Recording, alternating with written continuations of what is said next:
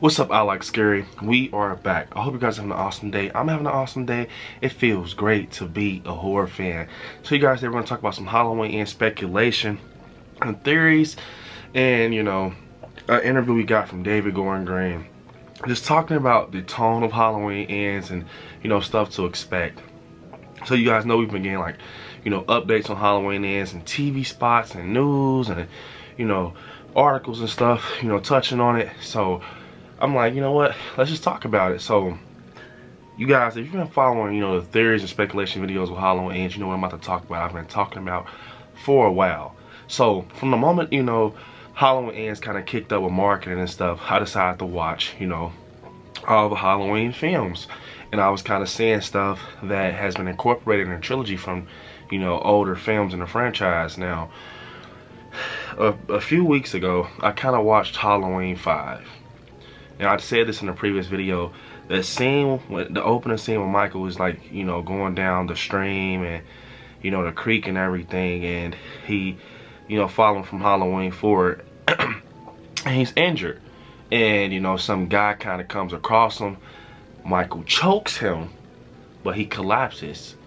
And it's like Michael's injured and he's hurt, but this guy decides to take care of Michael, and it kind of does like a 1 year time jump, and it kind of stood out to me, especially when Michael grabs him and chokes him. It kind of was like, and I was just watching Halloween 5, so I'm like, hold up, man, because we get a house in Halloween ends from the trailer that looks like Halloween 5, that red house with the white trim. So I'm like, well, they're pulling from different films and in certain ways. Halloween 4, we got the mob, they're just taking from 78. It's not a bad thing, it's like fan service. So yeah, but we heard David Gordon Green say in this interview, he kind of touched on Michael, saying that Michael's in dormant, he's in dormant mode. He said that he's not doing good, and he kind of touched on, Michael just being hurt. He's being hurt, and he's kind of went away and resided, and he went to rot. He went away to rot. We have this mask that is mildewed and rotting, but he kind of described Michael as like an animal, like a hurt animal, and he just waiting away to prepare, to what comes to him. But he said the key thing he said was that Michael's hurt. Yeah, he's kind of saying that Michael's, he's in bad shape, and he's kind of went away, for 4 years. And I was like, man, this is crazy, because we get this scene, right? Now you guys have been following, the speculation theory videos over here, that I said I personally feel that Corey is going to get bullied into being in shape, because the moment I seen in the synopsis that they say he's going to be accused of killing someone he's babysitting, accused is the main word, I felt like, the town of Haddonfield is not going to want to put up with that after when them, they just dealt with Michael and what he just caused on Haddonfield. So the moment they hear something like that, they're going to treat him like Michael. They're going to crucify him like Michael. So I can see possibly, Corey feeling like he relates to Michael because the town of Haddonfield hates him. His name is written in blood. So it's like, Corey kind of, probably feels like, he can relate to Michael and stuff like that. But probably Corey probably read up on the stories with how to feel, the 78 and everything, and that's why possibly that can be Corey. I said that could possibly be Corey's house, or it can be Laurie's with the newspapers in there. Maybe that's showing that Corey has the obsession, and you can see the 78 house in the back. But as we kind of move forward, I know it sounds crazy, you guys, but it happened in Halloween 5, so it's possible. But I was thinking, what if Michael's in dormant mode, right? Or he's just, he's not doing anything. He's out and he's in the sewers. He's sitting away to rot, like David Gordon Green said. He doesn't want to kill. He's just out the way. He's injured. He's in bad shape, like David Gordon Green said. So what if Corey came along and took advantage of Michael, but also helped him? Now listen to me, you guys. What I mean by help is just kind of help him and get Michael back to life. But as he's doing this, follow me, I Like Scary. As he's doing this, he takes advantage of Michael. This is how he gets the mask with no problems, because like David Gordon Green said, He's in bad shape. He's injured. He goes away to rot, right? So this will give Corey the opportunity to take Michael's mask without getting a freaking consequence right away. So maybe he's been, you know, taking care of Michael. I know it sounds weird because Michael is purely and simply evil, but David Gordon Green said Michael's in bad shape. Michael did get jacked up in kills. Maybe he rolls up off, you know, adrenaline. We don't know. But from him telling, you know, us that in the interview kind of made me really want to speak out loud about this theory. And, you know, what I came up with. So I feel that, you know, that can possibly be it.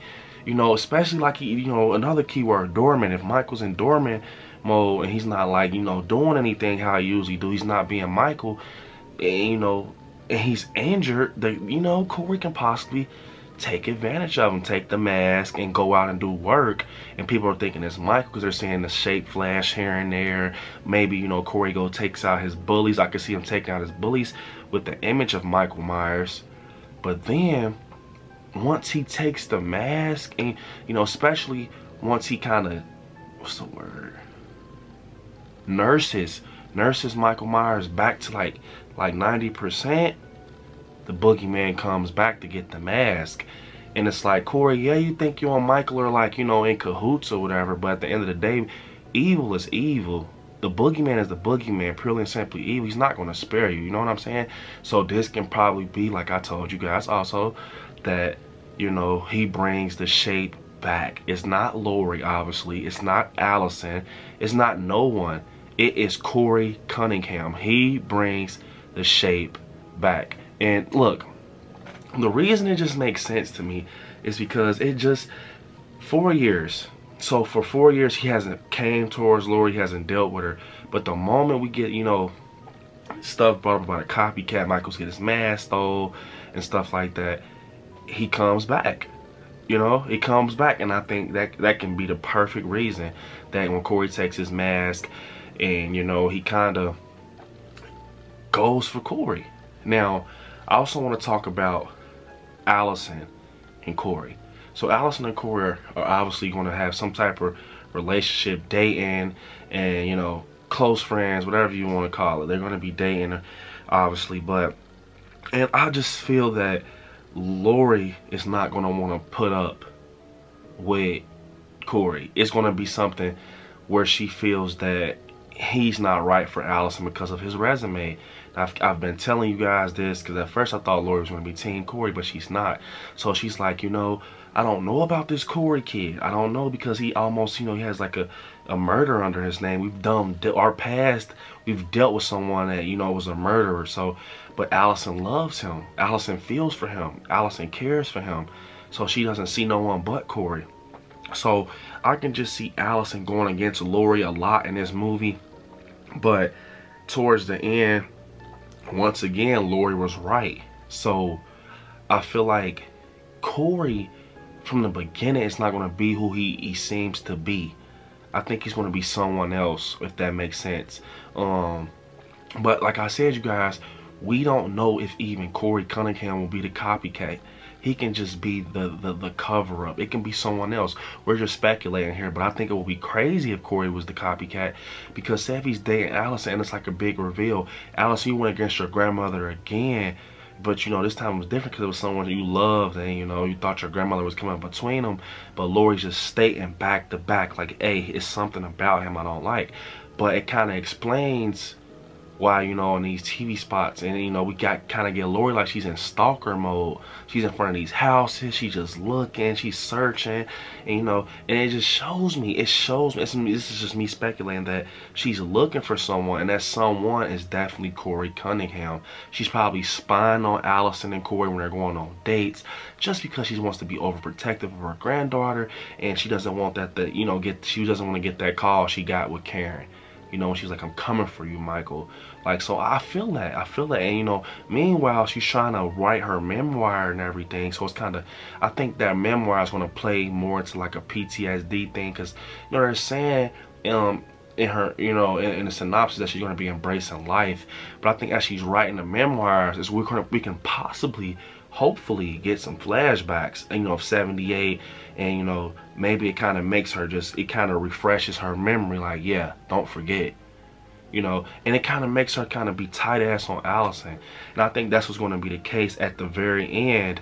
We're going to get the reveal that Corey Cunningham is the copycat. Michael, you know, I think that either Laurie's going to kill Corey, and it's going to make Allyson really in this fucked up situation where my grandmother took out my partner, but Michael is real, and my fucking partner was someone he wasn't supposed to be. He tried to hurt my grandmother, so she's back in a fucked up situation. And right when everything just is hitting the fan, we get the shape coming back. Or I think it would be crazy. Comment down below what you guys think I like scary. If, you know, the boogeyman comes and catches Corey, and it's like, you took my mask, and he just kills Corey. So Corey, you died from the person you kind of brought back to life. You know, you got him back, you know, in the streets of Haddonfield, and you try to, you know, take his image and just use it to get back at people, and he comes and take you out. And now, and it's like Michael's gonna have this type of energy, like, oh man, am I lucky. Laurie, it's time. You know what I'm saying? It's like almost like, yeah, Corey, I took you out, but hey, I know you too, Laurie. I know Allyson too, so I might as well take you out while I'm here. And I think that's how it's going to end up with them battling. It's going to be like a coincidence, because Laurie also stated that she's going to be more concerned about someone. That someone's going to be Corey, you know, and she's going to be less concerned about the boogeyman. And she said that the battle is going to be unexpected, more like a street brawl. She's not going to have time to prepare for this battle at the end. So I definitely feel this theory right here is kind of like, it's there. If it's not all the way there, it's somewhat there, because it just makes sense, you know. And I think that's what's going to possibly happen. But I can see Laurie taking Corey out just off of her protecting herself, and it kind of makes her look like the bad person. It's like, why did you take him out? But it's like, he tried to kill me, you know what I'm saying? And I can see him trying to kill Laurie off of like, you're coming between me and Allyson. This is the only person I have. Everyone has bullied me. Or he can possibly just be bringing Michael back. Maybe the bullies are kicking his ass, but maybe he wants to just bring Michael back just to be like, hey man, maybe if I bring Michael back, this will get fucking Laurie off my ass. Maybe he'll take her ass out and I can just walk in the sunset with Allyson. You know what I'm saying? And that would be some spooky ass shit. But I definitely feel that, like I said in the beginning of this, that Corey could possibly be helping Michael in those sorts, like kind of bringing him back, you know, showing him some attention and helping him. And once Michael gets back up and rolling, it can be a Halloween 5 type of thing where, you know, Michael goes back out to Haddonfield to get his mask, takes out Corey, you know. But I like scary. Unfortunately, this is the end of the video. Comment down below and let me know what you guys think about everything we just talked about in this video. Don't forget to hit me on my social media. I like scary on Instagram. I like scary on TikTok, Brandon on Facebook, and I like scary on Twitter. And right there where it says subscribe next to it, click join and become a member of the channel, and you know, be invited to, you know, private watch parties, you name it. Also check out Patreon to get exclusive content and, you know, benefits of the channel. And yeah, check out the official I Like Scary merch store. Watch some horror movies, and it's around the corner, you guys. I love you all. Stay scary out there. Peace.